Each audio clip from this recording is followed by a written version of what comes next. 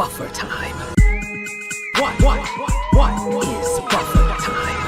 Is what buffer time?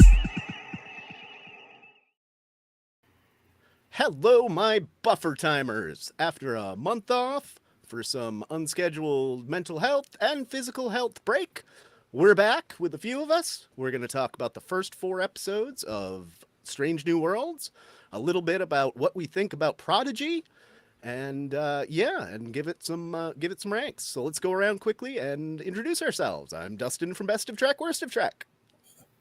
I'm Scott of the YouTube channel Opinions No One Cares About. Yeah, and I'm Vanessa, a host of a channel called I Love Bad Star Trek. Host of the channel I Love Bad Star Trek. Anyway, let's get started with some unpleasant news. What do you guys think about Prodigy being canceled, and what do you think will become of Prodigy? Do you think we're going to see the season 2 that was supposedly almost complete, or do you think it's been like written off for tax purposes? Yeah, sure, why not? All I know for sure is I saw a post somewhere about like the second half of season 1 finally being available on Blu-ray, which is unfortunate. Try that again, Scott. Try again. What the heck was that? I don't know. Okay, second half of season 1's available on Blu-ray, which is great and all, but yeah, I mean, if they've made season 2, then they're missing out by not making it available anywhere. I was very distressed. I was very distressed because I was scheduled to review these episodes, and I was super looking forward to the season. I think it's one of my favorite Trek iterations at this point. Yeah, in the franchise, and all the characters were developed really well. And yeah, so I was looking forward to it a lot, and learning that it got pulled was really upsetting. Yeah, I was in a store yesterday and I saw the first 10 episodes on Blu-ray, and I'm like, well, if I can't get the whole season 1, although at the same time, like, man, I should probably get this before it even goes out of print and they don't do anything, because I mean, at first there were rumors that it was going to get sold off to another streaming service, but we haven't heard confirmation of that, and that would make the most sense. Right. But I'm really starting to get that sense where it was just pulled all together, that they may have written this one off as a tax purposes. It's like they're trying to wipe it from existence.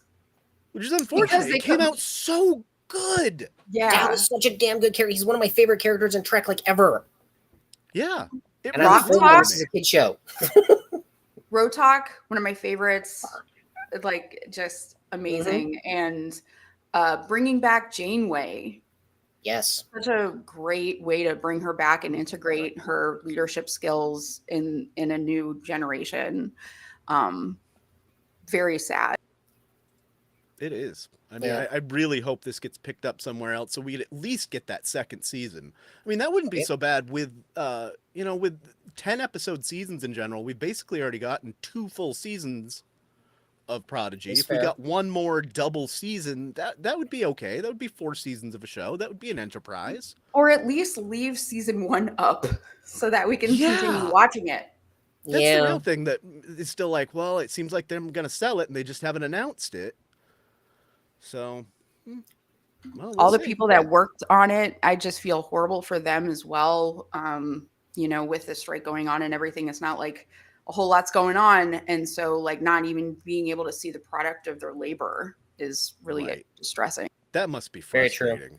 You put in, 1,000 hours on something or more, and then it just poof. Does anybody have the video game? Prodigy. I came really close to buying it for my daughter at Christmas, and I didn't know. It's super cute, and apparently it's on sale on Amazon. Again, I wonder if it's just a way to push out the merch super quick and get rid of it. But isn't the game only on Switch? Did they ever make a Murph plushie? PlayStation. It's on PlayStation. Oh, okay. Yeah, I wasn't gonna get it anyway. All right. Well, let's get to some Strange New Worlds. All right. The first one here, What did we think? Is it weird? Let's not even just talk about the first one. Is it weird that Pike was barely in the first 3 episodes? And Yes, I've made mention of it. has there ever been a opening to a season where a captain was not featured prominently? Because I was trying to think about this earlier, and I don't think there has been one. The captain's always like up front and doing something in the first I kind episode. of like it, That's true. honestly, because it decenters his contribution, even though it's important. There's other crew members that are important as well. And obviously, Una's trial is not going to be really about him. Yeah. But yeah, so that makes sense.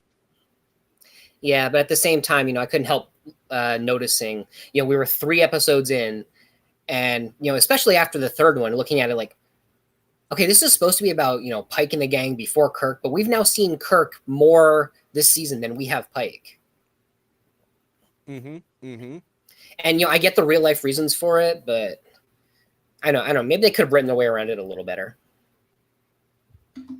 I think the last episode really highlighted Pike in a wonderful way. His emotion, the way it came out among the Lotus Eaters when he was asking for his memories back. I mean, Anson Mount is killing it, honestly. When he gets featured, he is wonderful, and he gives it his all, no matter what it is. Like in the last season where he was, the sort of sad little impish man taking commands in that sort of cosplay episode. He was wonderful in that, and losing his cool here, it was absolutely credible. You could see him. It was sort of like Turnabout Intruder kind of thing, where it's like it's his id coming out. It's like Pike had that moment right there where he's like, I am not myself anymore. That is true, yeah. It was nice at the end of last season, he realized, like, especially that last episode, realizing that he has to go forward with his life. Like, he knows what's going to happen, but he's got to go through with it because things are going to be so much worse otherwise. Right.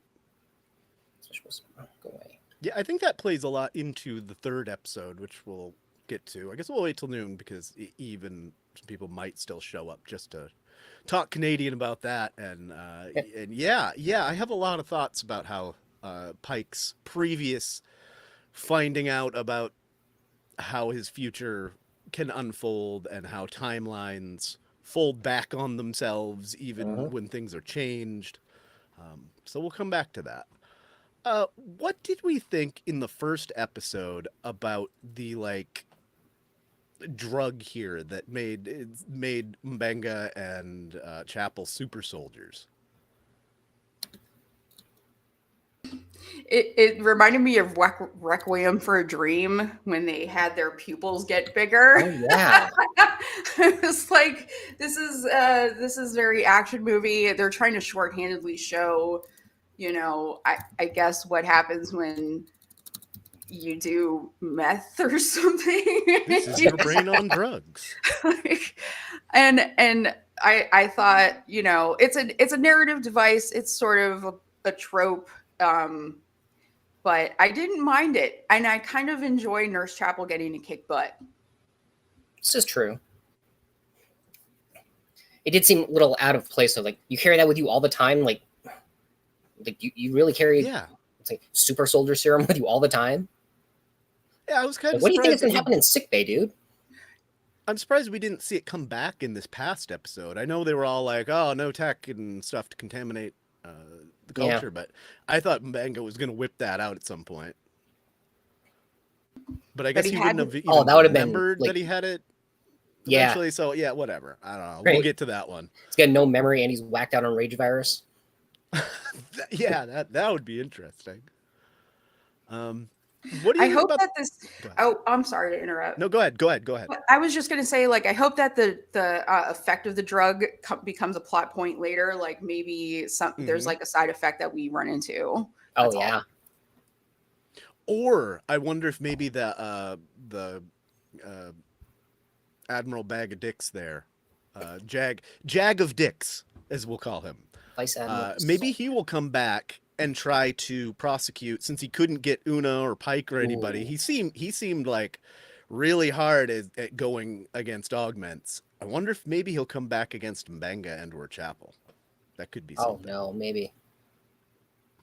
What do we think about how La'an was first introduced in that first episode, where she's just kind of Marion Ravenwood drinking everyone drinking Klingons under the table? Yeah. First she's Marion in drinking contest, then she pulls Leia's thermal detonator bluff. Right. So, yeah, George Lucas about to sue somebody. Right.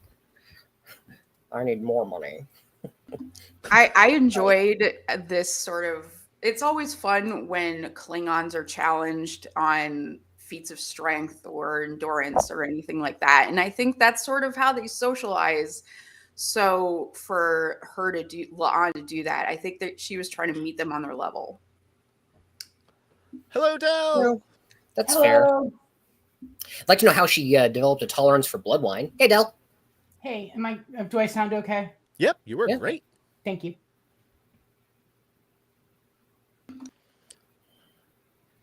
Vanessa, you're muted.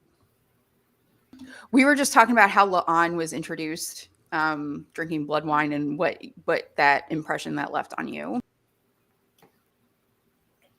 It's hard for me to comment because I'm not a big fan of La'an this season. Fair. Okay. I'm Does the more fact this that- season than last, but Does the fact that she must be augmented, even though they tried not to call attention to it but brought it up, have something to do with it? I mean, the stuff's getting Spock hammered, but La'an is apparently fine. Was she just on, what's that planet? There's a C and a J in there. I don't remember. Whatever the planet, the It's Jalan not system. Konos? Huh? It's not Konos. No, it's not Kronos. No. That was a planet that like the Federation and the Klingons both administer, but they like take turns administering, and right now Yeah. it's the Klingons' turn. I don't know if she's just been there long enough to build up a tolerance to blood wine or whatever, but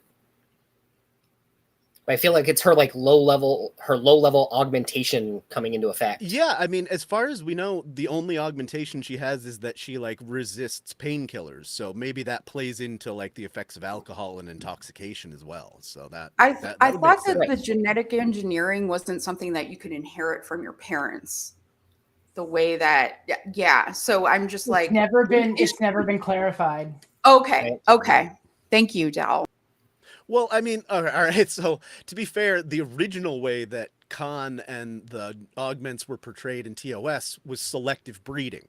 They specifically even said it. And then we've kind of just drifted and tongue-in-cheek never said it, but it's been more like forced manipulation of genes. Right. But we still don't really know. Right. And so if it was breeding, then yeah, it would go to the next generation. Right. So- There's a lot of conflation of like genetic engineering and eugenics, which is a little bit odd, but thank you for clarifying. I mean, as much as I clearly can, it is because clearly it is because you get into the third episode and La'an's able to get them into the Noonien Singh Institute because she's got the right biometrics or like a marker in her DNA, like she said. Yeah. Yep. So as far as before we move on to episode 2, so Spock in this one and the entire season, let's just touch on a little bit, has just been a comic relief.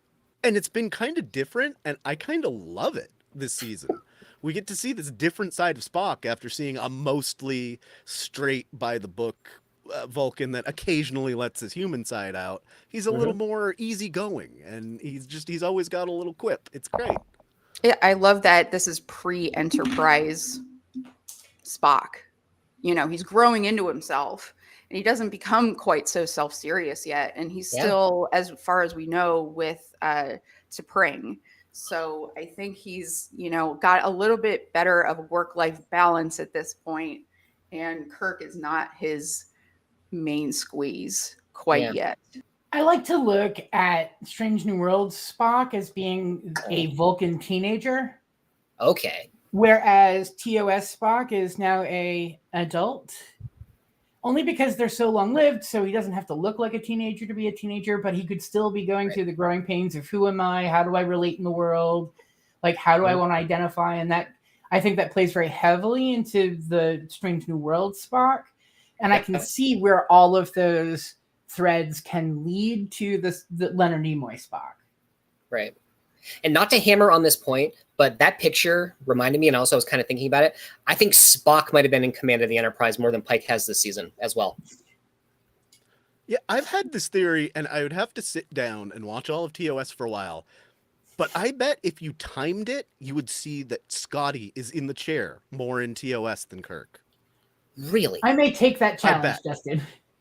I would bet anything because I would almost every time. That would be a good Watching reason TOS for me to right now, I might rewatch have to TOS. All right, what There's are only we like gonna 2 bet? episodes. What are we gonna put on the line? Oh, Gotta think on that one. Like the stakes Yeah. absurdly high. I know what I want if I win, but I don't know what a good consequence for me losing would be. you Is want me I to want wear Justin in one a of? scant for an episode. Oh, I was gonna say you want me to wear one of the 10 prom dresses that I just bought for dirt cheap at Yes. at Nice. a But sale. that's a gift for us, you know? Well, that's why I'm a very compassionate and caring and giving person. So I'm willing to share Yeah. my enjoyment with everyone on the internet. I would take that bet. Okay. Are you Del? Are you willing to wear your? Do you have a pretty dress? Do you have access to a pretty dress? Maybe through Rave or I have somebody. girl drag. I don't know that all of it would fall under the title of pretty dress, but I have girl drag that I would not wear on a regular basis, that I would wear if I lose the bet. Okay. Now, I don't know which side of the bet am I on. Is Scotty in the chair more or less?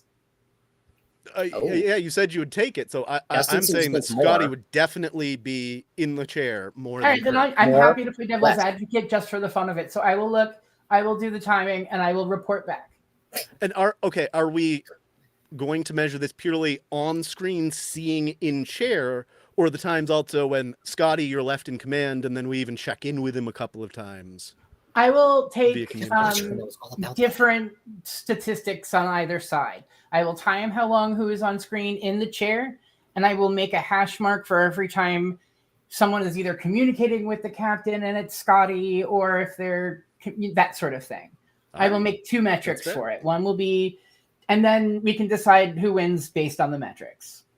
That's fair. That's something I've been thinking about for a really long time. It's like Scotty he seems to be in command more than Kirk or Spock or anybody, because it's always the big 3 in the landing party.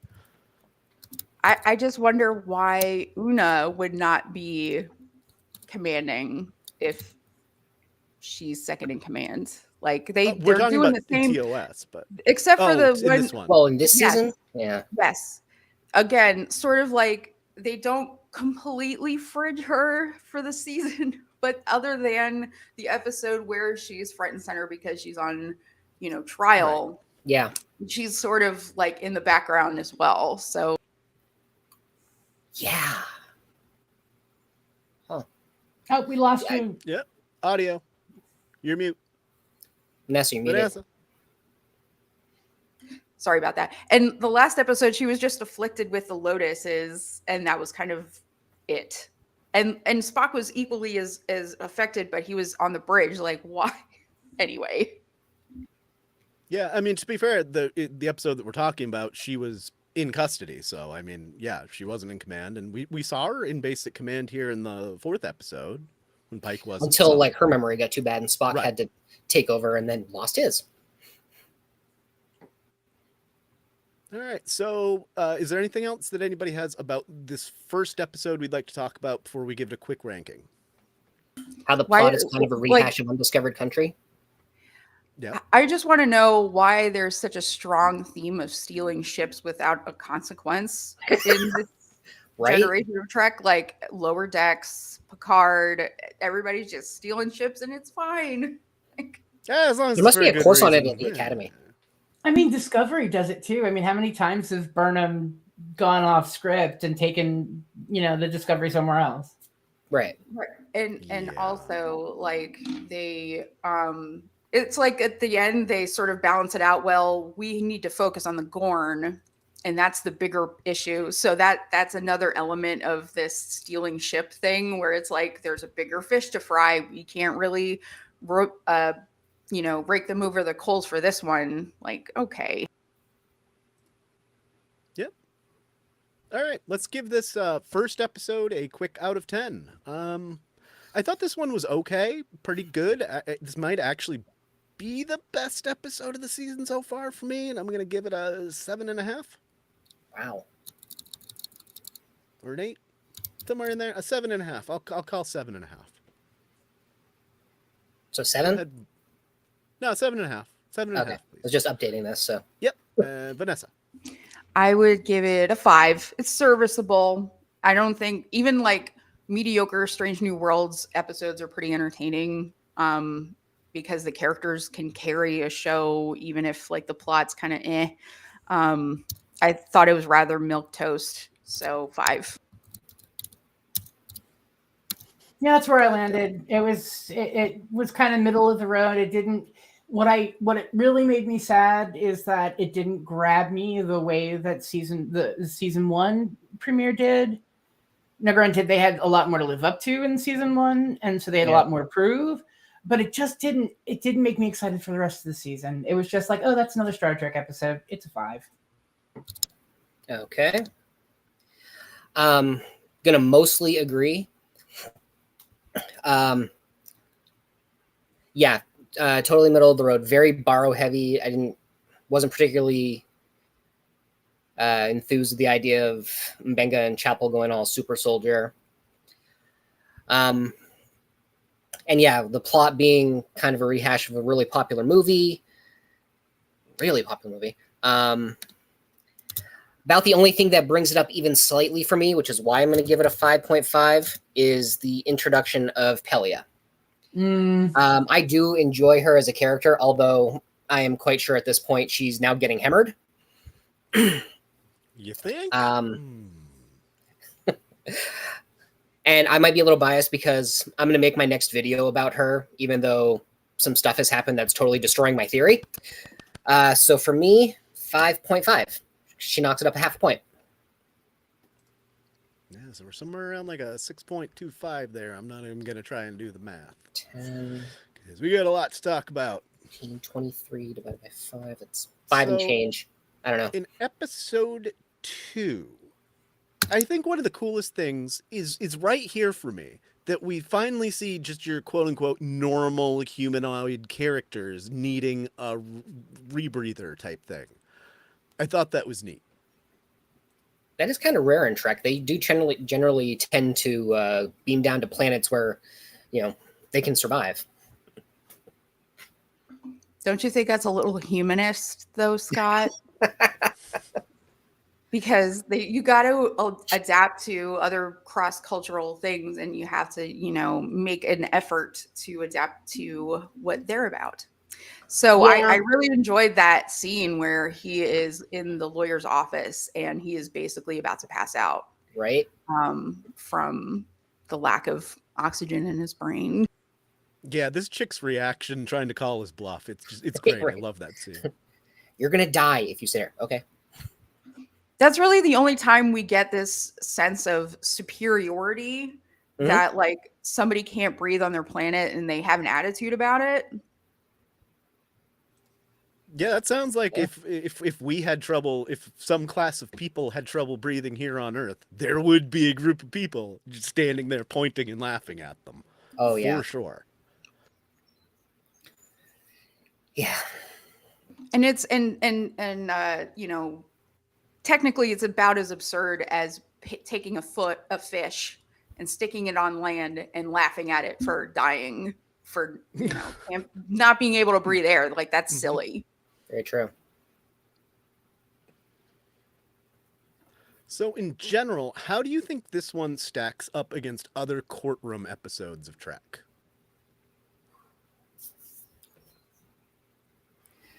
Middle of the road. Yep, that's me too. Measure of the Man is way, way better. I even liked the Regal Logisticals in Author. I think that was the name of the title of the episode. Yeah. Yeah, yep. Voyager. I liked those legal machinations better than this. I do like the Star Trek. We've got people who are half white-faced and half black-faced sort of allegory that's going on here, but it wasn't as intense legal drama as some people have been making it out to be. I feel like this was important symbolically.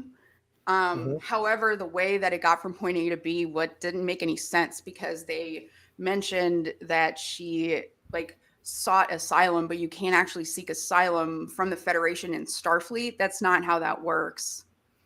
And a lot of people were projecting a lot of marginalized identities onto this person. Gosh, yes. And I just, no, I don't necessarily see that, because they can't necessarily liberate all augments. So they have this awkward, tightrope walk where they can't break canon, and they have to make it a special case specifically for Una to continue to be in Starfleet. Really, the deal was the best option. Yeah, that deal though. But it wouldn't have been Star Trek. If she'd taken the deal, Yeah, right. Where would the episode that was already pretty mediocre have gone from there? Right. Nowhere. Why were they broadcasting to the ship? Like the trial? As I remember, That's fair. in court martial, they also broadcast the trial to the ship. I might be incorrect there, but I think they did. then, That too. was the thing that I really enjoyed about this, that like there's so many like courtroom sort of devices, the thing that they stick their hand on to like detect whether they're lying or not. Oh my That's a gosh. very TOS thing. I enjoyed that so much. Mhm. And they used actual books. They used actual books and data chips, which was interesting. Yeah, it was mixed both. I thought that was nice. I really liked I thought it was just generally a callback using the books to the court martial episode and this dude that loved the books. Yeah.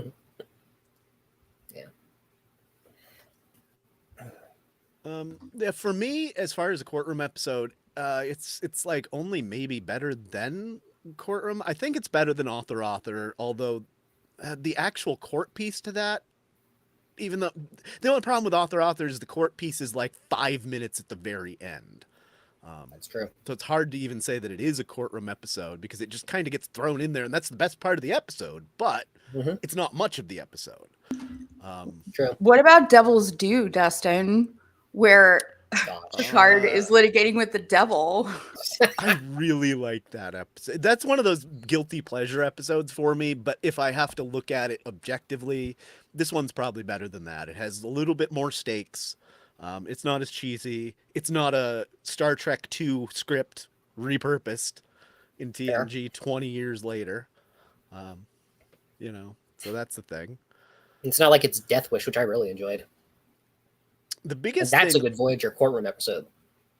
the biggest thing in this episode for me that just kind of ruined it is the end. It just kind of loses all of its stakes when it's revealed that Una turned herself in just for the sake of, trying to ease her conscience, which I get, but is there really stakes there at that point that I'm supposed to care about?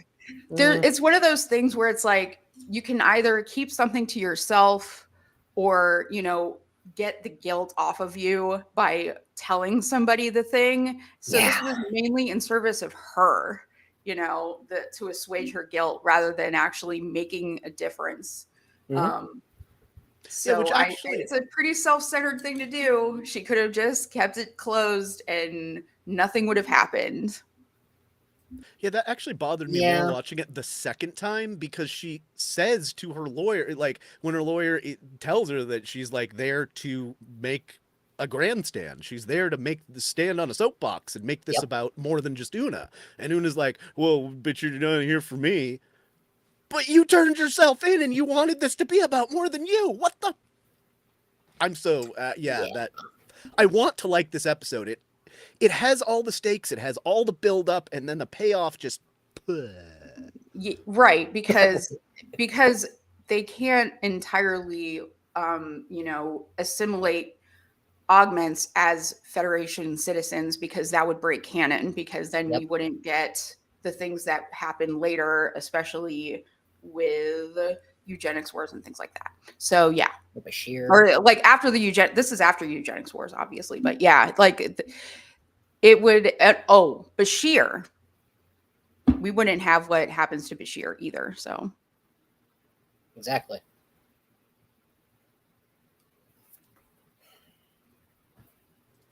Yeah, interesting enough. In that one with Bashir, Miles even brings up the point that, I don't think there's been a case dealing with this in 100 years. It's been just about 100 years from this, so that's interesting. I actually thought that the grilling of the admiral regarding the prime directive was a compelling argument because it shows the inconsistencies between application of rules and how things are bent and broken in certain circumstances. So it's like Pike made the same decision. The end. He made the same discretionary choice as you did in those moments during those missions.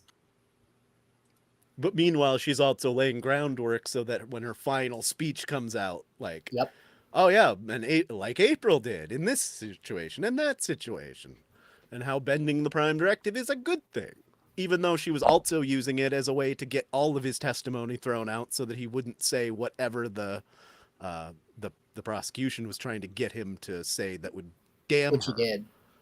What do you guys think about the impact in this episode on the relationship between Pike and the I forget her name, I'm sorry. Captain Patel? Captain Patel, yes. Oh yeah. I don't care. I have just I know the whole storyline with Patel. I have just it's lost on me. I think Dustin made the best point about Patel by saying, since when does a JAG officer get to captain a starship? Right. Why does she have like seemingly two jobs? I can see if she's like the JAG officer that goes out there and gets the people for trial, but then she's also the prosecutor at the same time. It seems weird that she'd have all that responsibility to deal with. It seems very plot convenient. Right. Like Riker was just chosen at the moment because he was available, whereas this is her job. Who needs a lawyer when you're going to have a courtroom scene? You don't need actual lawyers. Come on. Yeah, and it's even further doubled down on by telling us that, but my lawyer works for you. So, yeah, sure, her primary job is prosecuting. My lawyer works for you. You're dating my commanding officer. I mean, and especially when we also know that my lawyer's going to end up being one of my old best friends. There's only like 12 or 13 Constitution class ships or something at this point. Yeah, this really goes small universe, doesn't it? So, Nira and Una are friends. Patel and Pike are dating. Pasalk is apparently a friend of Spock's dad. Sorry, Vice Admiral Jag of Dicks. Oh, that's perfect. I should ticker that. Oh, well. I think of her as Belial, just in a different form. Just boring, kind of there, a source of a little bit of interpersonal conflict, but not really that exciting. I always see her as a character she plays on a different show, so yeah. It's unfortunate. Yeah, did we have anything else that we want to talk about in this particular episode? I don't have much. Does anybody find the verdict satisfying? Because I find it illogical. It doesn't make any sense.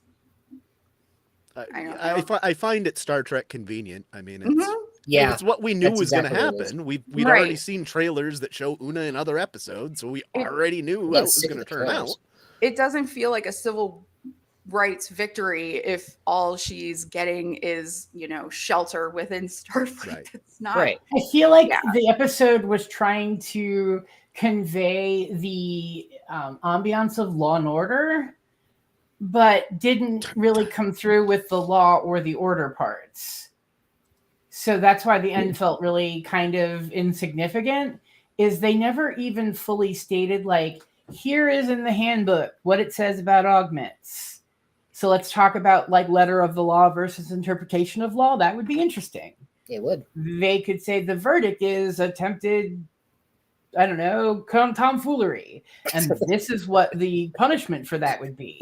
Like, set the stakes high enough for the audience so that they can buy into the courtroom side. Because at this point, like when TOS was written, the average viewer's understanding of what a courtroom drama was like was limited to like Perry Mason and Matlock. And whereas now we have everything from what's his name? Anyway, Judge Judy to all the other sort of fake courts. And so now we have some expectations when it comes to legal dramas. Right. And I felt like this episode almost tried to avoid all of them. Like, kind of along that, the only reason this ticker says what it says, I was literally going to go with Law and Order, Starfleet Justice, but it didn't seem like Law and Order-esque enough. I called it Starfleet Legal to reference the show Boston Legal, which Shatner was on. It's really good in that. Law and Order, Starfleet I do Special think- Self-Victimization Unit. I do think Special that augment section. there was that trope of like the lawyer going in a certain direction that the plaintiff didn't like, or that, you know, the person on trial wasn't anticipating, and having to go back with their lawyer like, we didn't talk about this kind of thing. That was a very well-worn trope, and I thought it was kind of funny that they touched on that in such an obvious way. But otherwise, yes, not very satisfying. I was a little against Nira for her grandstanding because I feel like, I don't know, it didn't seem like she found whatever that code was that I'm inevitably going to confuse with 8472. If it made it seem like she had found it somewhere like in the course of the episode, I feel like that would have been a little better, but it seemed like she just had that in her back pocket ready, and she was just doing all the rest of this just to make a stand. Right. Yeah. Like her paralegal was running a little late, I think. And also I would think a lawyer would know the ins and outs of this code well before. So yeah, the timing is a little strange. I do like the actress that plays her. Oh, though. yeah. She's good. She's really good. No problem. I admit that my focus has been a little blurry as of late, but it took me 2.5 viewings for me to get that the defense attorney is the best friend who had the cousin who died. Like the first 2 times I watched it, that went right over my head, and then half the episode stopped making sense. And then like the third time I watched it, I finally heard all of the dialogue necessary to put that together. And I was like, I still don't like the episode. Yeah, I wish they spent a little more time establishing their personal connection. Like in Measure of a Man, the person that's arbitrating the proceedings is an ex of Picard, and that is very well established, and it adds to the emotional tension. Whereas here, they didn't really spend a lot of time establishing that relationship. Yeah, it doesn't have the stakes that like Measure of a Man or even the Drumhead have. Yeah. Also, like taking the deal, the worst thing that she could have had was socialist utopia and, you know, hanging out. Like that's really not that bad. And then she had to say no. I don't have to go to work and get up and command a starship anymore. Darn. Jeez, what am I gonna do? Just be on permanent vacation. And then like you know, then they really hit her with the, you know, the book when she says no, which was ridiculous. It's like, yes, that's why saying no to a deal is a bad idea. In her case, yeah. I mean, it would have made so much more sense to just take the deal. But for the episode and for Star Trek, it didn't make any sense at all. And now we're stuck with this episode. Nowadays, that's just a mess. Like, plea bargaining puts way too much power in the hands of prosecutors. And I'm going to get off my soapbox now. No, you're not wrong, sir. All right. Does anybody else have any? Okay, wait. I have one more thing I want to ask. What did you think about Nira's outfits? Because for me, she might now win best outfits in an episode of Star Trek. Yes, actually. I've never seen a lawyer dressed like this, but I'm here for it. She is snatched. She is looking great. Hashtag Right? fabulous. Like, look at the structure in those shoulders. They look wonderful. Yeah, there's some big pads going on there. Right? I thought we left those behind in the pads. 80s, and this is the 20s. Yeah. 60s. And like Fun the detail on the sleeve like that folding sort of texture. That's really Yeah. cool. Mhm. Yeah, it Yeah. took a lot of time. Just a fun fact about 80s pads. Even in a scant, there is the biggest shoulder pads that you've probably ever seen. You literally cannot buy commercial pads as big as are in a scant, even. And you wouldn't Really? know, like, the scant is a little tiny thing. It's got chongus friggin' pads in it. Big Anyway. shoulders make tiny waists. That was Yep. the reason for the 80s. Yep. Triangles. Yep. That is why people wore Hang it padded off the top. shoulders. Big shoulders make tiny waists. Mm-hmm. And also they like command authority, like an athlete, Yes. you know, Yep. sort of take up a lot of shoulder space. Mm-hmm. And also, while we're at it, and outfits in this episode, I think these are also my favorite Starfleet formals. Maybe not my favorite Starfleet episode uniform, but for formals, oh, I love them. Like the Starfleet Yeah. officers look very TOS, and I enjoy that. Like their insignias, those are like badges that they've earned, right? Because Yeah, I've never actually understood that. yeah. It's just like in the military. It's the different little things that you've the medals of honor and stuff. They're insigniaized in Okay. a smaller way without putting all the medals across your chest. Yep. I'd like to know how to differentiate between them, because otherwise these guys all look like they Yeah. are very decorated officers.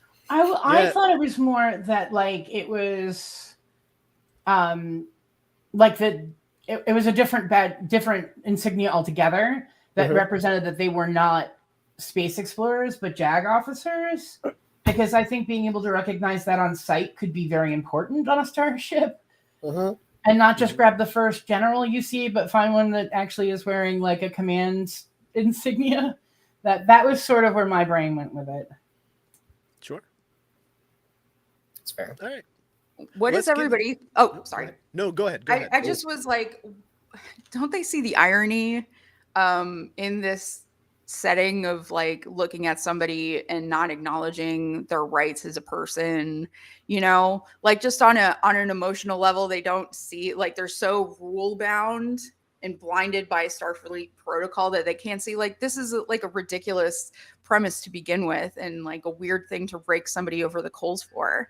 So I just thought like that sort of like lack of insight is unusual for Star Trek. Usually they're a little less, they're not so dogmatic, and the way that they portray Starfleet and the Federation in Trek nowadays is just rigid and like they just don't get it. Like I just find that to paint them as fuddy-duddy is a bit flawed. So I had a conversation with a friend about this episode, and we were just talking about the legalities and other things that we could think about. And this really more reminded me of like the McDonald's case with the old lady and the burns. Follow me for a second. Everyone knows what I'm talking about. Mm-hmm. But does everyone know the actual facts of the actual case, which is that she suffered disfiguring Yep. third-degree burns and muscle yeah. waste? Everyone acts like, oh, it was a little too hot and she spilled in her lap, poor her. No. I mean, No, she it's all suffered the really media grave reporting. injury. And I feel like maybe it's not a lack of empathy in this episode per se. It's just more of, I've never had that experience, so I can't even imagine what it would be like. Okay. I think that Yeah. felt more like, if you hear the case, like, oh, we found an augment. Of course we kick her out. But you don't know all the details of the case. Because at first I was like, why are they having character witnesses? Like, that doesn't make any sense. It's not about whether Una is a good officer or not. It's whether or not she lied. And so when they had my first gut reaction to character witnesses was like, oh, they just needed to write the crew into the episode. But then I started thinking about the McDonald's case, and I was like, yeah, I could see if you summed up the episode, you could even be like, I'm not even going to watch that. That sounds too formulaic. But then when you actually watch the episode, it shows a lot more facets to a situation that can be summed down pretty closely.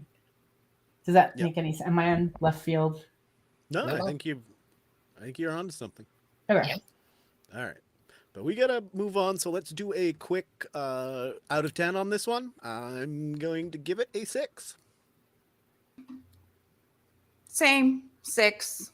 I think it's trying to be a very important court drama. It doesn't quite get there. Logic not very sound. Going for 3? They say 4 now? 3? Is that 4? Oh, 4? Oh, it's on me, isn't it? Trying to update all this.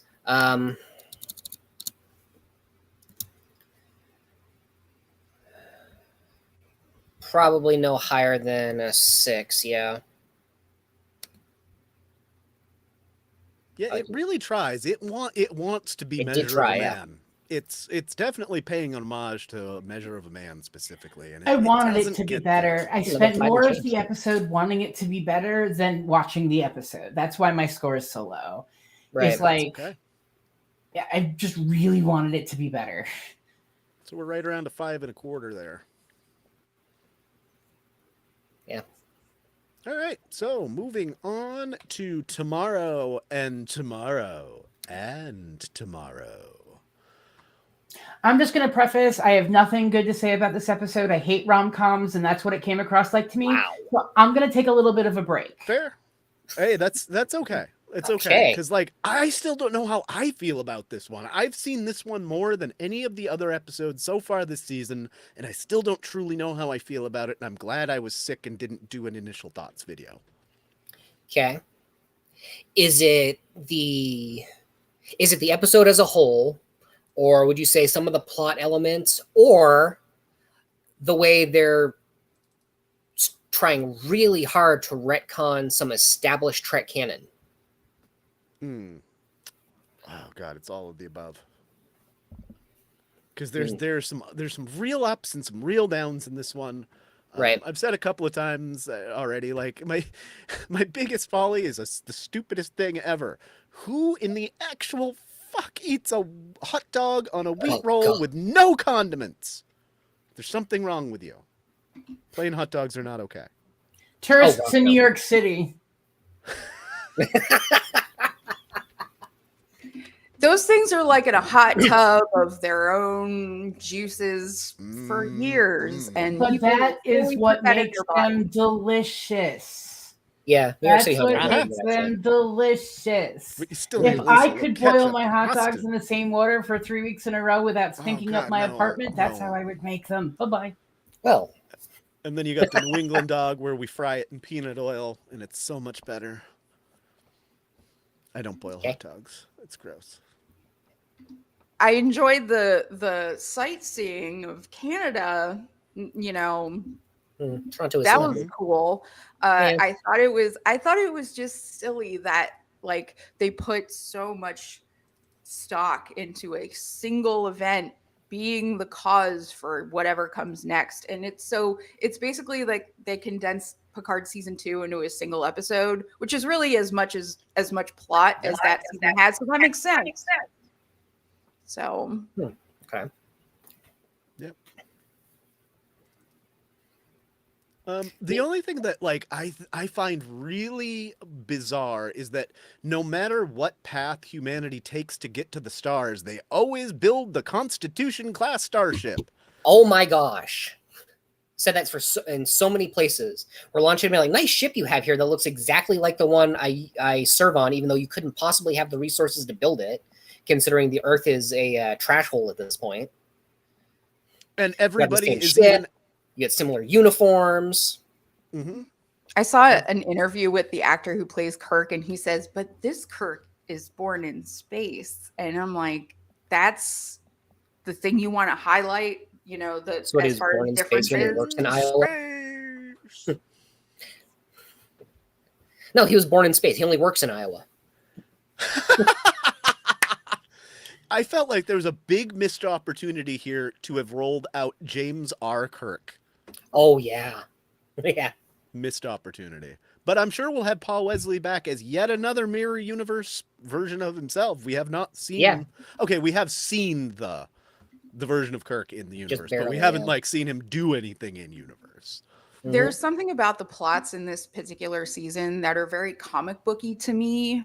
And this one in particular, where you have it's centered around a single character and they get a bit of an emotional focus for a while and go through an adventure, but they can't tell anybody else. Or it's just so remarkable no one would believe them, kind of thing. But you know, there's things about it that make it hard to swallow. But ultimately, I think it was well written plot wise, but emotionally, it was a little unfortunate because of the things that it implied, such as, well, if we don't let Khan grow up and be a mass murderer, then the Federation won't be a thing. I think that's a ridiculous reason to. I think that's a ridiculous statement. Remove the name Khan and replace it with Hitler, and the whole episode's over. Right? No, it's not, and here's why. At face value, yeah, I see what you're saying. Like, yeah, a genocide, even if it leads to something better, is it justified? Okay, we can have that discussion. Okay. However, if you know the outcome, if you know that genocide 100% is going to lead to a better future for more people, that's really what you're looking at. It's not just, oh, well, do we stop it? It's we know, well, how many know the outcome. You can't. Do we know that the genocide is really the ignition point for that to exist? Because, like, how many genocides have we had over history, and that has not resulted in a socialist utopia? That's not a good bet to make, you know? Right. Generally, no. But again, if you know in a specific instance that it does, I think it's okay. I think that works. Go ahead, Dave. I also think that if we look at historical genocides, we can see a betterment of society. It's just not socialist utopia. It's not like Holocaust socialist utopia. Yeah. It's like Holocaust. We talk more about anti-Semitism.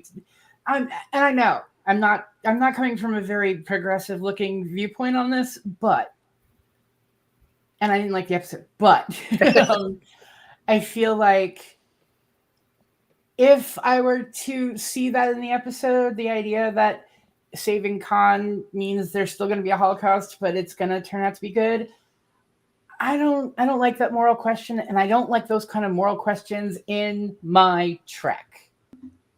Oh, I don't know about that. I mean, the big man theory. The big man theory is the centerpiece for most time travel stories. Period. Because, like, the main goal of it is to interact with a certain person or in a certain event, because you know that will trigger or not trigger whatever it is, a certain thing. It'll trigger the libs. Right. And so it makes sense that they would do this because they've done it before. They did it on City on the Edge of Forever, where, oh, the woman gets hit by a car, but, you know, things work out great. Like, it's it's just cringe to keep doing this to me. But I can respect it as a sci-fi story. Yeah, there's a lot of this that reminds me of yesterday's Enterprise, actually, only they did it much better. Because you know, you see the alternate reality that comes as a result of a single changed event. Although that one is a little more self-contained because that kind of all had to happen the way that it did. So in this picture that I have up here, speaking of City on the Edge of Forever, I don't know if it's just a local business, and I can't highlight it here on the screen, but if you look from Kirk's head and follow the billboard that's behind it just around and wrap around, it says something Keeler. And I don't know if that's some kind of reference to Edith Keeler from City on the Edge, because there's a bunch of City on the Edge references in this one. Or if it's just a local business that happened to be there with a similar name. You're either blowing that image up or your eyes are way younger than mine, because I could barely tell that there was a billboard. Like I said, I can't show it here. If you blow it up, though, you can see it. Yeah. Okay.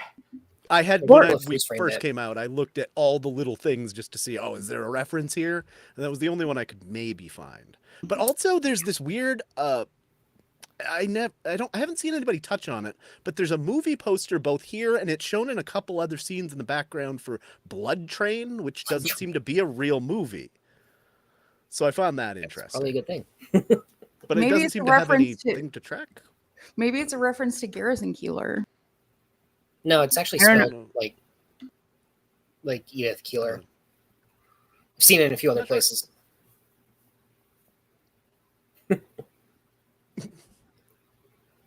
All right. So, Del, you're saying you disagree because of the romantic aspect? That yes didn't really need to be there? All right. I am not a fan of rom-coms for a million reasons, half of which I'm sure you can guess. Yeah. Yeah. And I would I have liked the episode if there were no romantic plot? More, yeah. It would go from like a 3, which is where I'm hovering, to like a 5 if they had gotten rid of the romance plot. I don't like that they're ambiguous about what year they go back to. The Romulan says 30 years ago. We've been waiting, and that makes it contemporary. Yeah. But Early 2022. we already live in a universe where we know dates like 2024, because that's when the Bell riots happen. Yep. So either we're living in the 2024 that has some sort of canon, and I'm not talking about in the universe of the show. I'm talking about at production level. Mm-hmm.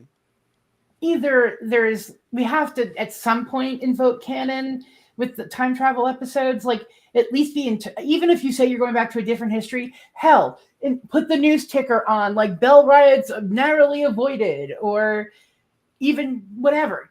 Do something so that we can both feel like we can look at it as viewers and see it as being contemporary.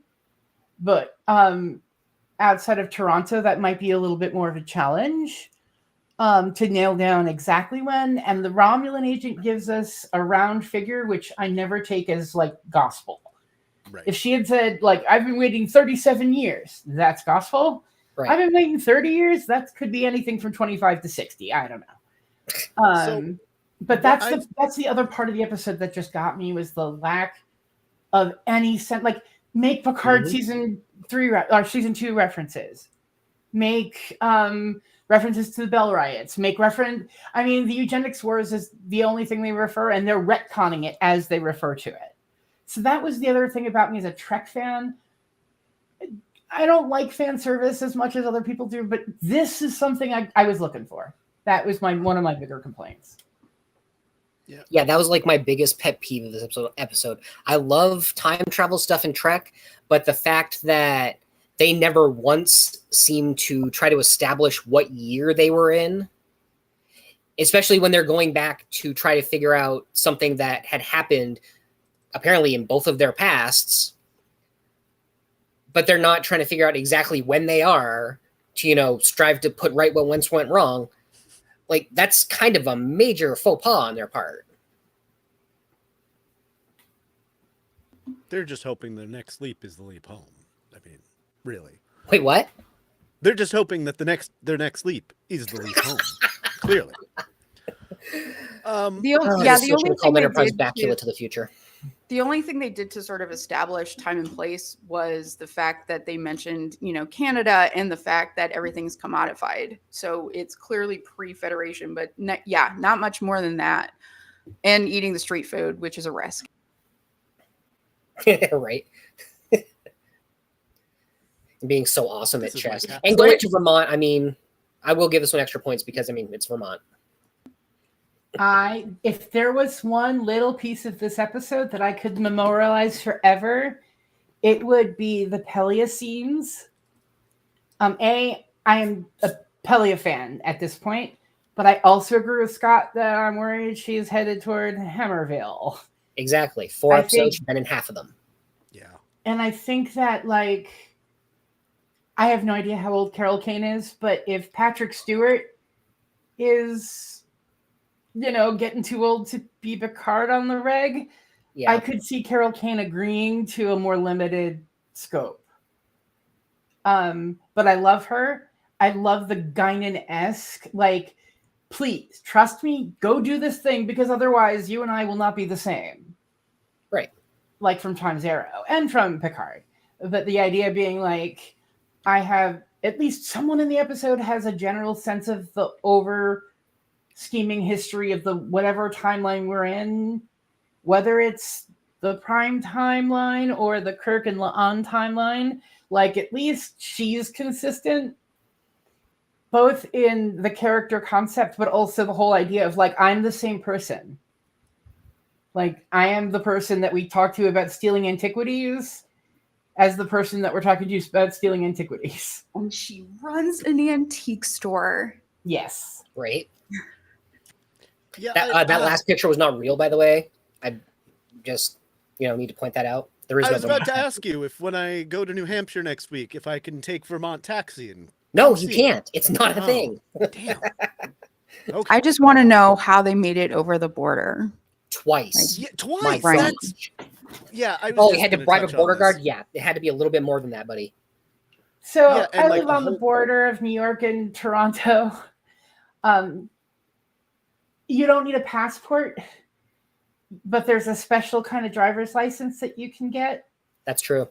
I am not admitting to any illegal activity, nor am I encouraging any illegal activity in the next two sentences. It is easier to make a copy of the special driver's license than it is to make a copy of your regular I can drive on the road license. Well, it's Not that I would also- encourage any illegal activity or suggest. It's but also easier to cross. if I it had on- to headcanon the border thing, I could be like, I could get across the border and I don't have a special ID. So like, I know that it's possible now anyway. it's not So- the hardest border in the world to cross. No. Right. sure. As somebody who works for the DMV, I'd like to know exactly what this process is. Like, I don't know if you don't know who's behind it. Yeah, there's a lot to unpack here. So I'm of a couple of mindsets here with the Carol I Kane can't thing. recall. Sure. I like that we're finding her something to do. I Mhm. like the jokes about the stealing the Rembrandt and all that. And oh, she's not even an engineer yet, and she's got a couple hundred years to learn everything about warp physics. Okay, fine. Again, cool. blowing my theory up. It kind But of her reminds me of. whole- Oh, sorry, go ahead. her whole thing, the whole thing of her in the episode is kind of worthless. It just feels wedged in there and not really necessary. And yeah, we took two trips across the border that we didn't show. The episode could have done without it. Go ahead, Vanessa. Oh, I was just gonna say her character in this show reminds me of who she played in Princess Bride a bit. Just the person that helps Yes. you on your quest kind of person, Mhm. So it's hard to for her to pull focus, but she plays a supporting character really well. She really wants to help a couple of travelers who showed up at her door unannounced looking for a quote unquote Oh my gosh, magical yes. solution to a problem. No typecasting, no stereotyping, no references, nothing whatsoever. Nope, absolutely not. Just roll for initiative.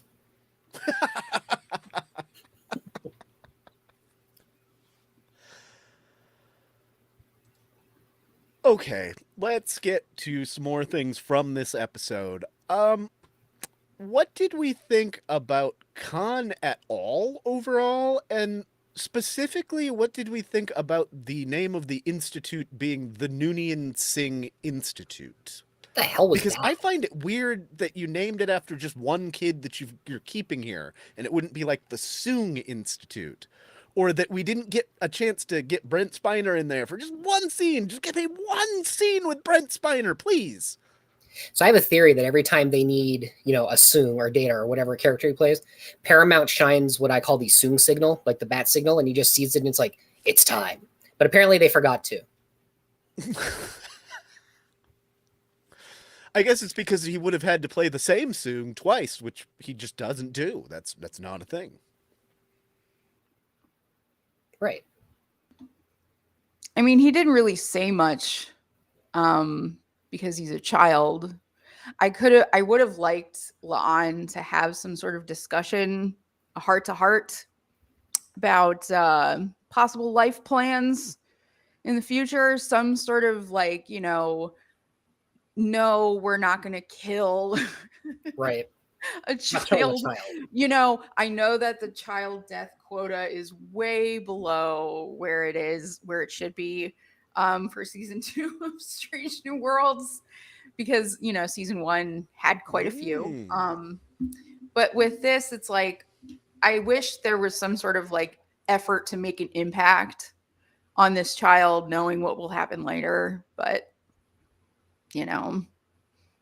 Yeah, because she says the thing, you're right where you need to be. Like, that's it. You can't just be like, but maybe anything, lighten up a little bit.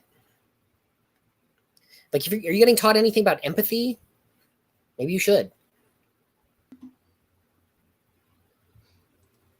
I didn't kill you. Maybe you shouldn't kill other people either. Should we be worried about like those other 6 kids he was with in that picture? Is that like how he's going to take over the world and just like one of them per continent? Yeah, that was kind of the sense that we got from Space Seed and TOS, that a group of these supermen and women took over various countries. So that's his cohort. Right. His entourage. Also, like, this kid is apparently, grows up to be the most benevolent of, the evil people, as they mention in Wrath of Khan. So it's like, maybe there's some leverage she could get, that La'an could get with this He's the person. Gul Dukat of Earth, just wondering why the people did not make a statue in his honor. He's Gul Dukan.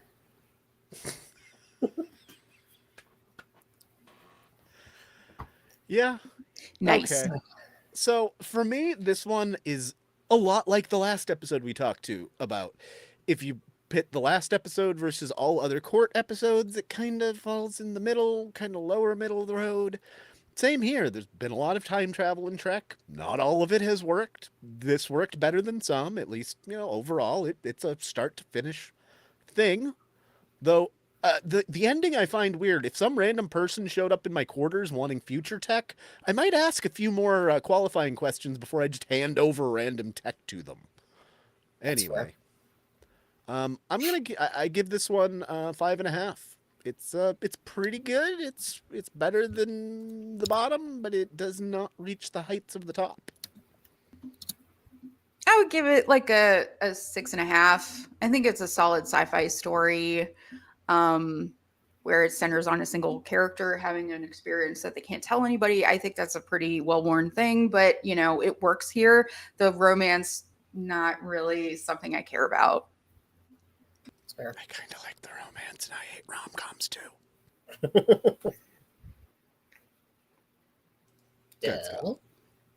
Why don't you go ahead, Scott? If Del comes All right. I'd actually put this one up at a 7. Not only do I like time travel stuff, but the one thing that we didn't really discuss was, we see a lot more of Paul Wesley as Kirk in this one, and he's growing on me. He's, he's not trying to do like a Kirk caricature. He's way more of, a rational, level-headed thinking captain, which is kind of what Kirk was like when Shatner wasn't hamming it up. And that works for me. I mean, I still don't need him to be, romantically involved with a woman in a Star Trek episode, but altogether, a 7. Isn't he a lieutenant at this point? Yep. Well, this is the alternate reality, so he's a captain, but yeah. Go ahead, Del. Do you Del? out of 10? 2. Wow. I would rather watch Threshold on repeat for a day than watch that episode one more time. Whoa! The reason it's a 2 Gloves is off. Yeah, it just didn't do it. The romance plot killed it for me. And yeah, I would rather put that in like a super secret locked folder on my computer than have to watch the episode like critically again. Maybe if it's on the background, I wouldn't skip it, which is why it's a 2. Plot twist. Still Star Trek. Threshold is also a romantic comedy. Oh. Okay. Pepperoni give- pizza. Can I talk about Threshold for 1 second, though? Please So, do. like I've told you guys, but I'll mention for everyone else, I'm writing a very immense and intense role-playing game right now. And in it, frick. What were we talking about? I know. What were we talking about? Threshold. Threshold. So one of the plots may come up with the skeleton that someone created to be of the Threshold salamanders. So that exists in my game. Cool. Before we move on, I just wanted to touch on something that Scott had brought up, Paul Wesley again. And yeah, I hated his performance in season 1. I still don't think he's quite there, but a couple of things.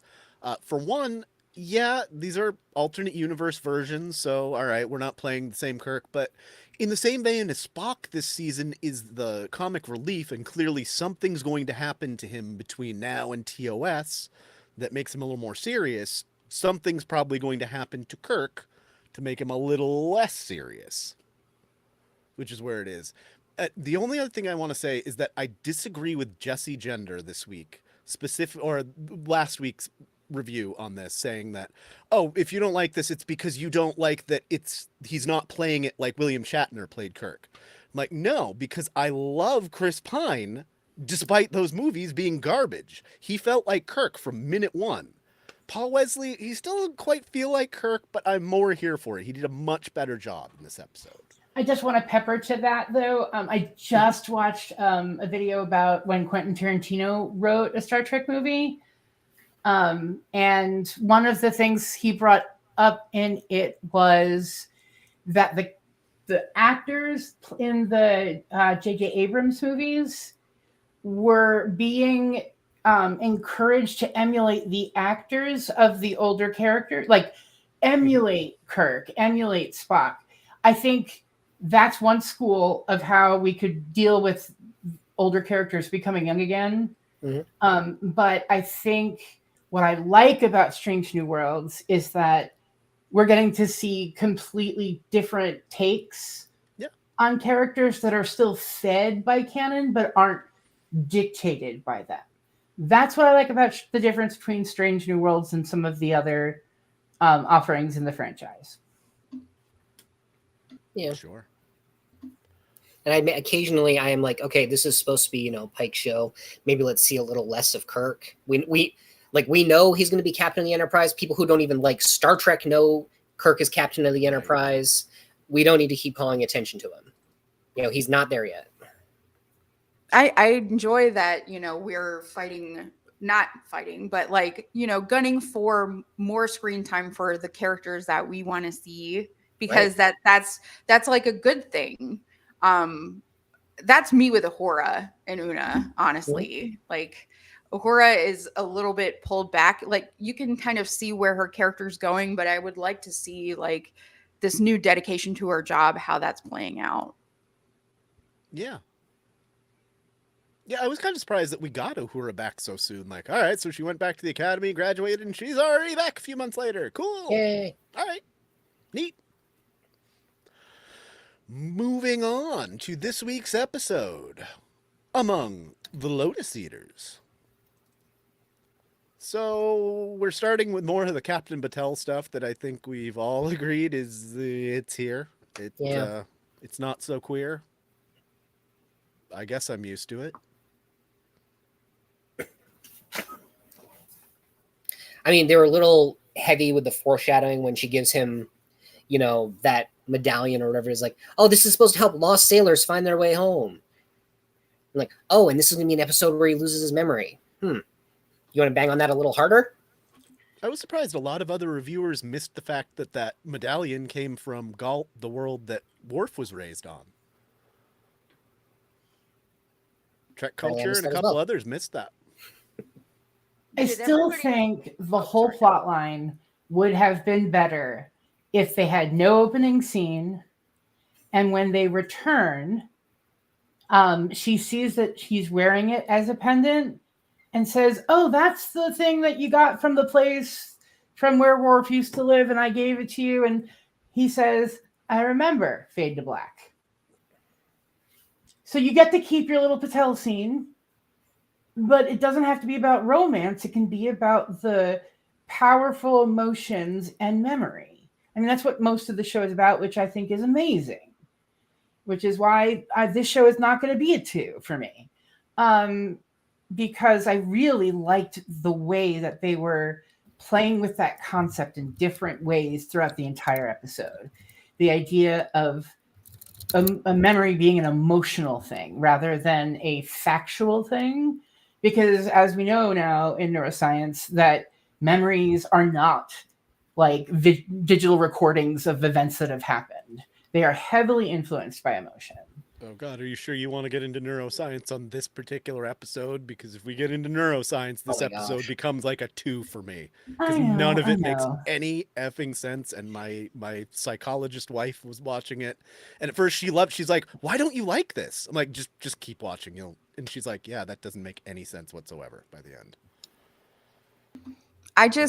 I saw their breakup scene in the beginning, and I thought, he's breaking up with her for pretty solid reasons. Like, they get 10 minutes here, 10 minutes there. It's affecting her career. What are we doing?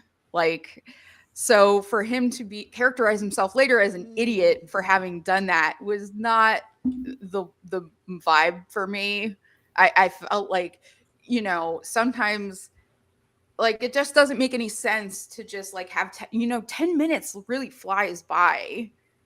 And if that's all you get with somebody, like what's the point, really? It's better than nothing.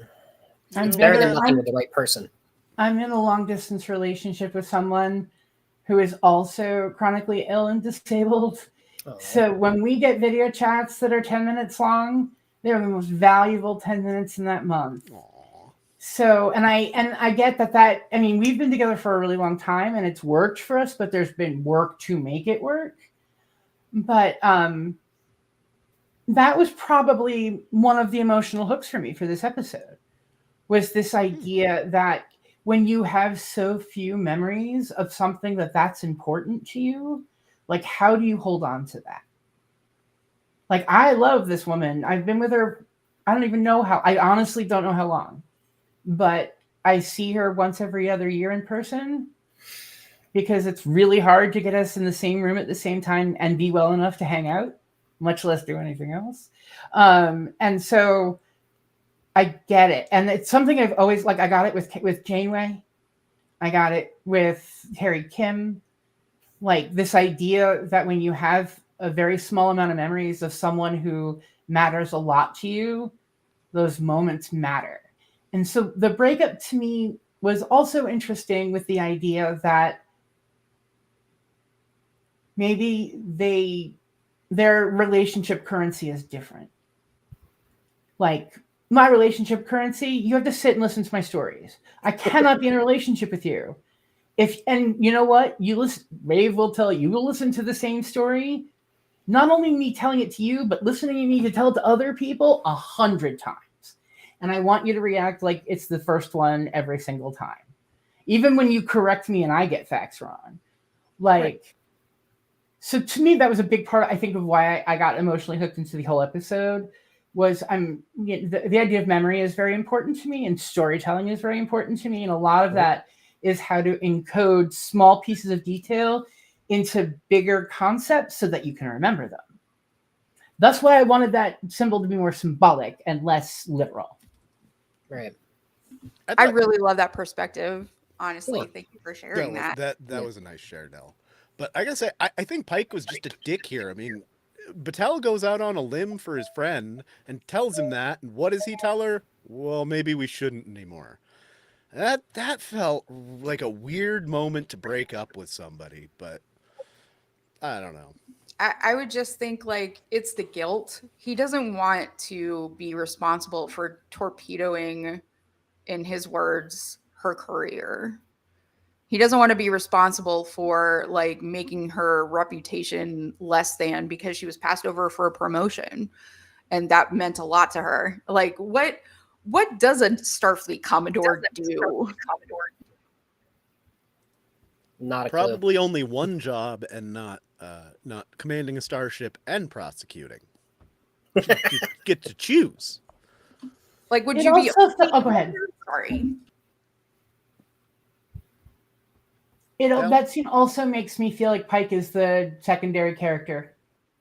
Like, that's, I think, when I say that I'm not so pleased with the season, that's one of my complaints, is that I think what brought me into the show was Pike and the crew. And I'm glad we're getting more and the crew, but I don't want to lose Pike in that process. In season 1, we had episodes about Uhura, we had episodes about Mbenga, but he was always involved. And in this season, he's getting less and less involved. And I don't know if that's a production thing, if it's a happenstance with scripts thing, I don't know. But to me, it dulls the shine on the show a little bit. For me, the only good part of this opening scene is the dock ocean background thing he's got going on in his quarters.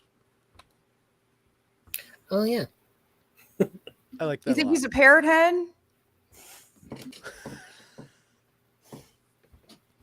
That's so weird. I was talking about Jimmy Buffett this morning. I won't tell the story, but that's weird. All right. Let's do we think this is actually an Ortegas episode, or do we think this is even the Ortegas episode we were promised this season, and maybe we'll get another episode centering around her? You freaking better get another episode centered around her. This was very like, I do kind of like her in this episode, although the bits where, it comes to her with her memory issues that didn't entirely work. I mean, it's not like she didn't have a totem. She just kind of had a mantra that really gave me Rick and Morty vibes, because she kept saying, I'm Erica Ortegas, I fly the ship. And all I could think of, he's Mr. Nimbus. He controls the police. I didn't even think about it that way. Like using the pads as that's their totem. Yeah, that's cool. And oh my gosh, the thing with the pads, like you take this so you can remember who you are, and then suddenly Spock hisses like, this is apparently about me, but I can't read it. Like, do you literally forget how to read? So that's another debatable thing about this episode that I kind of painted with a broader brush. Maybe I just like the theme, but this idea that like some people can remember things like how to walk or like that who their friends are, but they can't remember like that they're a doctor, or that like there was no real even like vague idea of a line between what you retain versus what the forgetting takes. Right. And I think that was just plot convenience. But it would have been nice if maybe the line had been at least a little more defined. Because I feel like sometimes it kind of did this, and I was like, oh, wait, if they can remember that, like, how can they remember this other thing? And also the lack of memory didn't seem urgent until it became urgent. Mm-hmm. Like they were all kind of like, all right, I guess this is what we're going to do. Like maybe we don't belong here, and then like they're kind of chill until the moment they're like, kill the guards. So like, I don't know how much of that falls into their forgetting, or if it was just more, that's how the script was going to go. I thought at first that this was some kind of sly wink at ADHD, like the details will fade and you will forget by morning a lot of what you know. And it's like, all right. But eventually there was this scene, especially on the ship, where people are just sort of wandering. Yeah. And that really got to me. It's like, naked time. Yeah. It really got to me seeing people wander around being entirely, distraught and confused about where they are and who they are. It reminded me of like an Alzheimer's ward or something. That was a little unnerving. Yeah. I thought we were going to get clothes coming off. I really thought this was a naked time, like part 4 or 8 or however many times we've done the naked time trope now in Trek. So Dustin, did your wife have an issue with like the psychological aspect of like Luke, the guy who's like, oh yeah, I lose my memory all the time, but it's fine. I've just learned to live in the moment. Yeah, I'm not worried about what the memories I've lost. it's too convenient how it works. The radiation is too selective, and it's like, oh, well, I've heard this legend. It's not on the totem. Well, where did you hear it? How do you remember it? Right. Everybody only seems to remember things very conveniently for the plot, and it kills this episode for me. That's sort of That's what fair. happened on this side of Paradise too. Like the thing affected everybody just a little bit differently, Mhm. just so that like the plot can move forward and it's not consistent on purpose. Yeah, the only part I understood is like the fighting. I just assumed the fighting was like muscle memory, to be honest, because that was presumably the only kind of memory that didn't get touched. I felt like there was this crucial moment where something could have awesome happened with Mbenga, where when he was in the forgetting, if he forgot he was a doctor and just assumed he was a security officer because he was brought there for his fighting prowess. And so that would have been more foremost on his mind. Like Chapel said, like, I know that I can fix a wound, but I can't operate on somebody. Like with Mbenga, that line is also kind of ambiguous. Yeah. As to, I kind of remember I'm a doctor, sort of, oh, wait, I know how to cure someone of this injury. Like, I get muscle memory, and I have muscle memory when it comes to stuff like that sometimes too, but like, again, I love this episode. It was so good. It made me feel so good. I get why that ambiguous can kill it. Ambiguity. That's the word I was looking for. Can do it. I did really like Anson Mount in this episode, just kind of going off the handle. Yeah. And it was a nice, different look at Pike that we haven't seen before. And that seems to be the theme this season. Sides of characters we haven't seen before. And even though the episodes themselves are really pretty mediocre, overall, I do like the character developments that we're getting. I've liked La'an and Tomorrow. There's good there.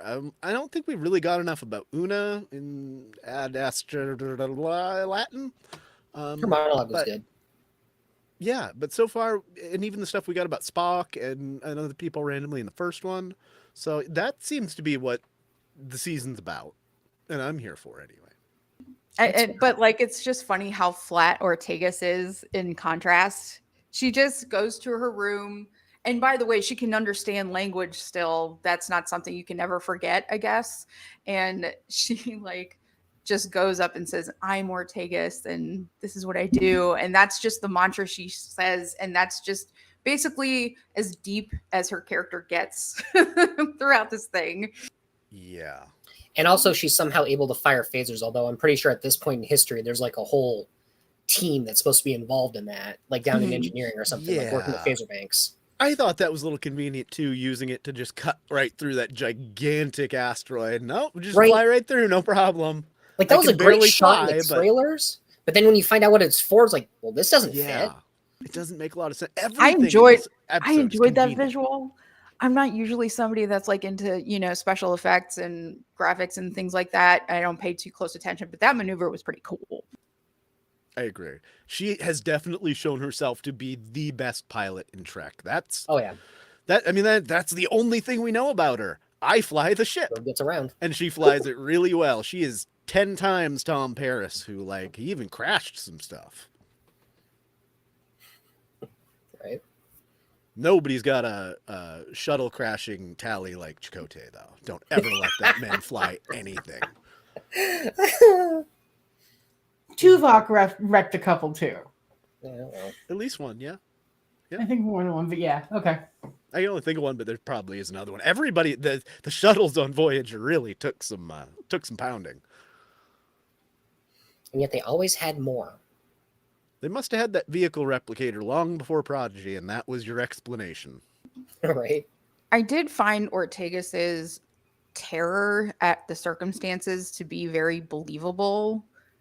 I feel like she did a great job portraying that sort of just absolute confusion and distress.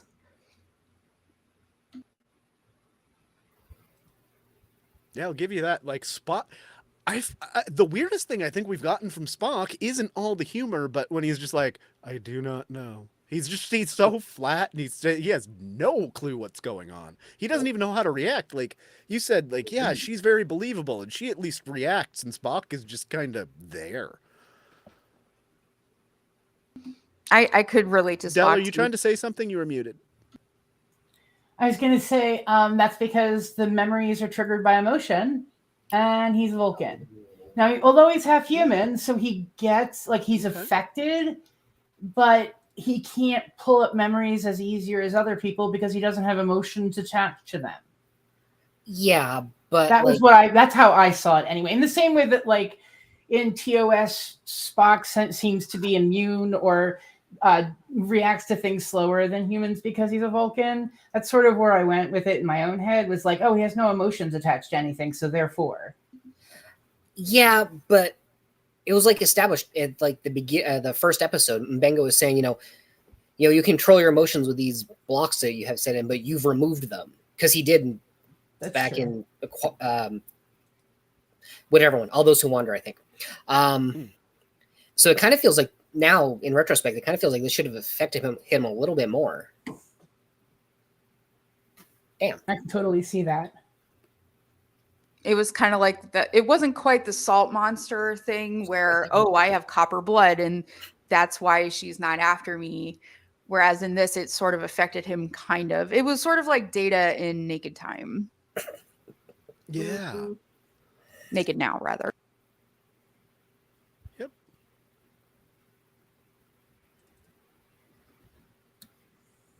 Anybody get a bring out your dead vibe here when the dude's just like, oh, just leave her in peace. You're just going to let her die.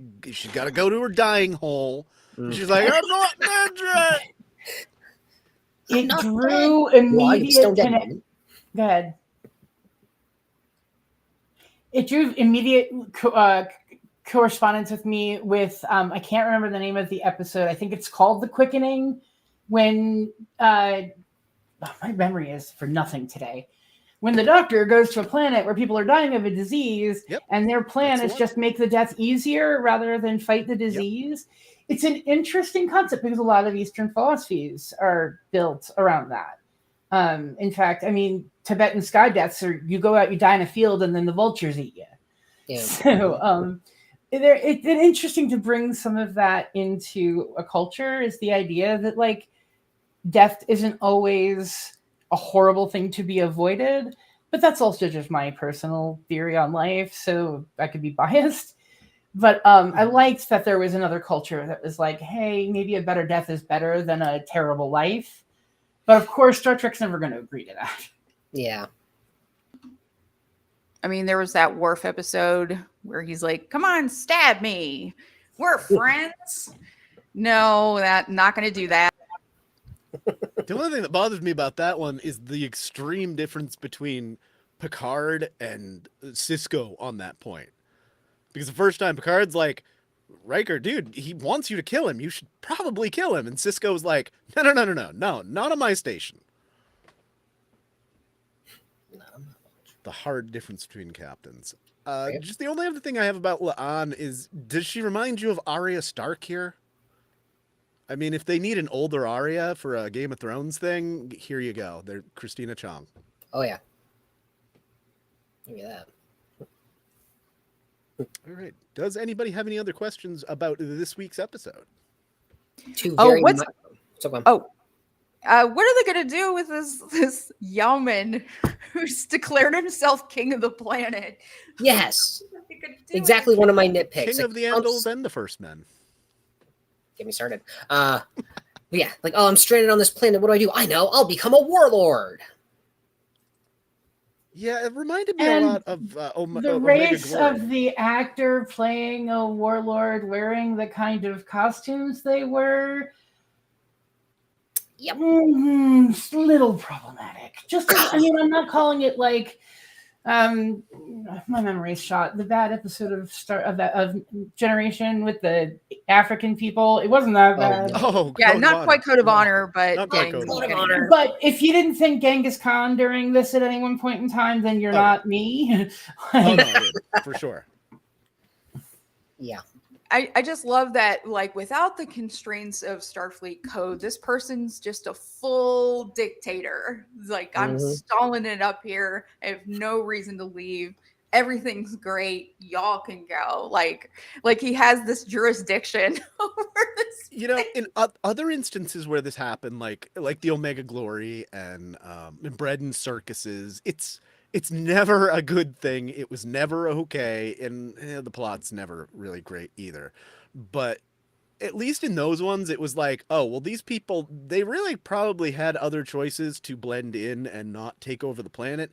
In this one, where your mind's all messed up, if you're the one that, like, actually has some knowledge and you're just going forward, you're probably going to end up top dog just based on meritocracy of the society. Did Yeah, but he's anybody else? supposed to be Starfleet, man. I mean, working for the common good. But Like, how when do you your mind- realize, like, oh, we have this palace where, you can retain your memories. Maybe there's some way we can use that to help everyone. And Like, he's no, only we're going to let them he was lose their only a memories. They're going to yaman. work for us. Not smart enough. He's not This Rand. episode was very pro tinfoil Exactly. hat, and I respect it for that reason as well. I enjoyed that. If you wear the little metal hat, everything will be okay. I'm like, wow. My spear and magic helmet. He has the bigger hat. The tinfoil helmets do work. I What do is not this? have a big enough helmet. Like, is there a punishment that can fit the crime in this case? Like, they're just gonna stick him on a resort and that's it. Like, Again, I don't think in this particular case, I don't think he even deserves anything because of the extenuating circumstances with the radiation and everything else. 'Cause it really kind of messes with you. I wouldn't. It's not like Tracy and those guys that absolutely 100% deserve a court-martial. I think subjugating citizens on a planet and, like, He had finding options. out how to keep Yeah, he did. the unwashed masses behind castle gates. I think that deserves some consequences. I think This was the it worst really Zack comes. attack since Saved by the Bell. Mabenga was also cutting a tree. Where were the trees? I'm just curious. Oh, yeah, he was chopping wood. Yeah. Yeah, that's a good point. No trees. What I was going to say earlier was I think a lot of the Zack plot hinges on whether you believe that a benefacting dictator can exist. Like, can there be a dictator who is just wonderful to the masses, who actually provide bread and circuses? That sort of thing. And so in some ways you can see what Zack's doing as a yeoman's best try at making it on a planet where he is the only human. And he does it poorly. I would do it poorly. I wouldn't have the resources or the mechanical ability to create a large number of phaser rifles out of not even a craft ship. I think he was abandoned. So I don't know where all that technology Yeah, came that did from. seem like a That's lot fair. of phaser rifles to just be left behind. Yeah, like all of the castle ones had them. Mm-hmm. And I just think this is anti-administrative assistant slander, and I will not stand for it. good Because point. You know, there's filing to do and all that, and that can build up some resentment, but not to the degree where you would subjugate an entire planet. That's like That's fair. Any other questions before we wrap this whole thing up? The only other problem I had with this one was a tiny little bit of a pacing thing where, they're trying to get La'an to the palace. Like, we need to get La'an to the palace, because she's injured. And if we don't, that's where our memories are. And if we don't, she's going to die. But first, let's stop and have a really important conversation for a few minutes. La'an's bleeding out, dude. Come on.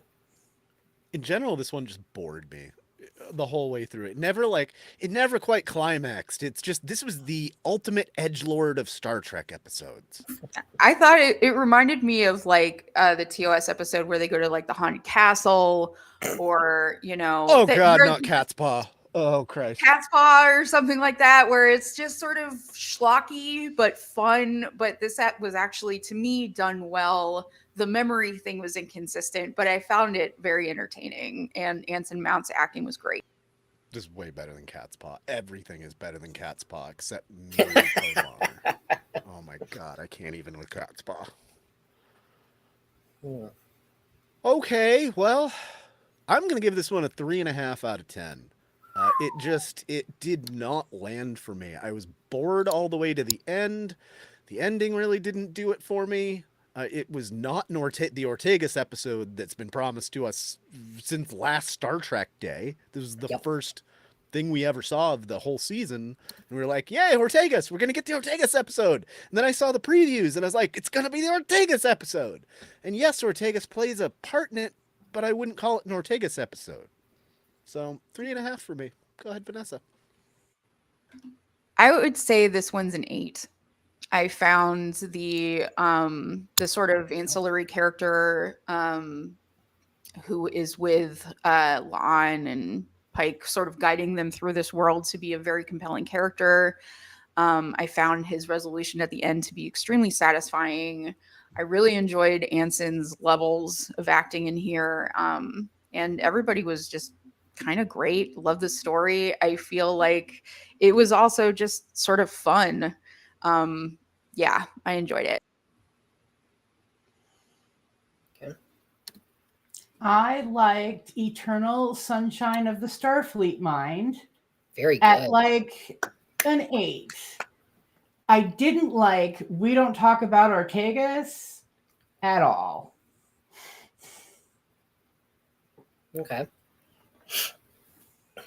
Yeah, I did not like the way Ortegas was handled in this one.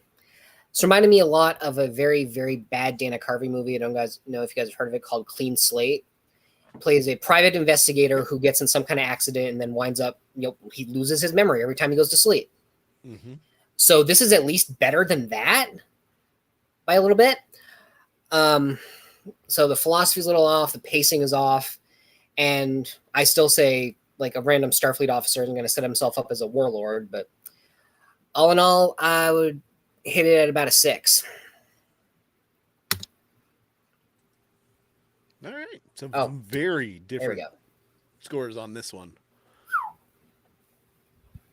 But I guess this isn't the only one. As a whole, let's just for a minute talk about the overall season and where we're at. I am thoroughly underwhelmed. However, my expectations were like here going into it. Season 1 was easily the best first season of a Star Trek season ever. If not just period, one of the best seasons overall. So it had a lot to live up to going into season 2. I feel like we're in like season 2 of TNG, where it's not great, but at least there's some character development. We move forward. There's something. And if the rest of the season is great, wonderful. I hope so. But I think we're being set up for a very middle of the road thing. And I think that's maybe why it was a summer release. I think the studio might know that, yeah, this is pretty middling. I think we can just summer it and call it a day. Any other thoughts about the season where we're at? I mean, it does have a lot to live up to after the first season. So that might, I don't know if maybe that's coloring some of our opinions.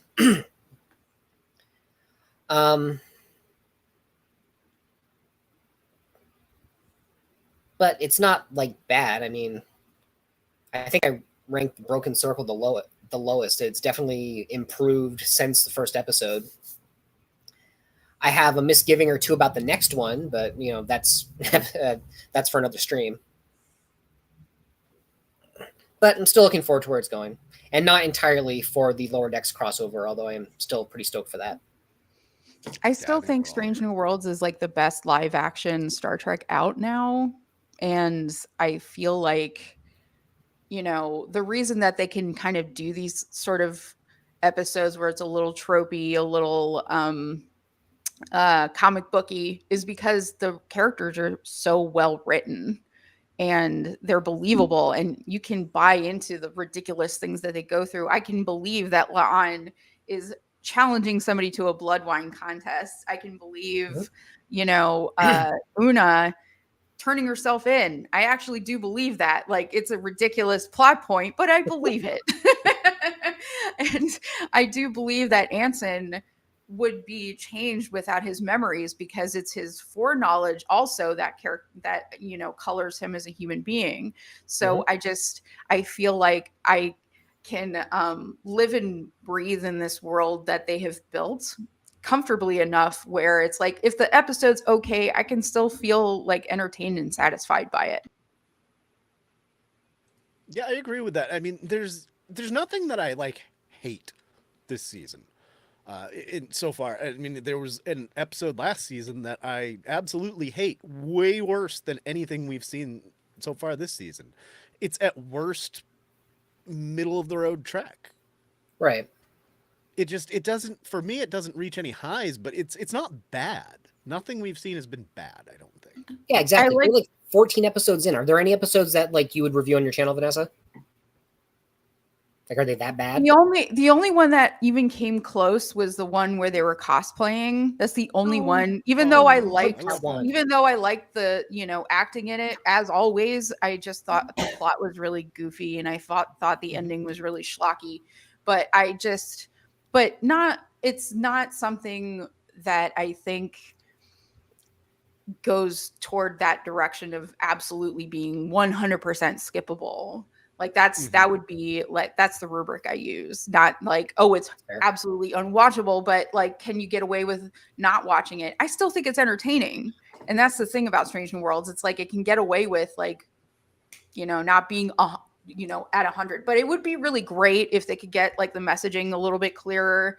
I feel like Hemmer not being there has left a hole emotionally in terms of like dynamics between the crew. I think he was a really good emotional center of gravity and reality check for everybody else, and not having that, I think the characters are just sort of like reacting to what they're going through rather than like really building something together.